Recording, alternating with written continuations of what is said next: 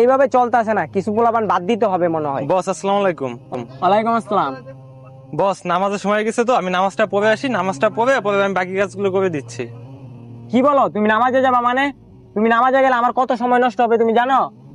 বস নামাজের সময় আছে, নামাজ পড়তে দিবেন না আমাকে? না, তুমি নামাজে যেতে পারবা না। তুমি নামাজে গেলে আমার কত সময় নষ্ট হয়, এমনি কাজ উঠাইতে পারতাছো না, মাস শেষ হয়ে যাইতেছে। বস আমাকে কথা শুনাইতেছে তোমাদের জন্য। নামাজ হবে না, কোনো নামাজ পড়তে পারবা না। বস কাজ তো অল্পটা বাকি আছে, তো ওটা আমি চাচ্ছিলাম যে নামাজের পরে সে করে দিই, বুঝছেন? তোমার নামাজ যদি আমার কাজের থেকে ইম্পর্টেন্ট হয়, তাহলে তুমি অন্য জায়গায় কাজ দেখো, আমার এখানে কাজ করতে পারবা না। আমি নামাজ পড়ার সময় দিতে পারবো না। ঠিক আছে বস, যেখানে নামাজের থেকে কাজের দাম বেশি ওইখানে আমিও কাজ করতে চাই না। থাকেন আপনি আপনার কাজ লয়ে, আমি আপনার কাজ আর করতে চাই না। যা, তোর মতো কর্মচারী আমার লাগবে না, তুই এখন এখান থেকে বিদায় হ।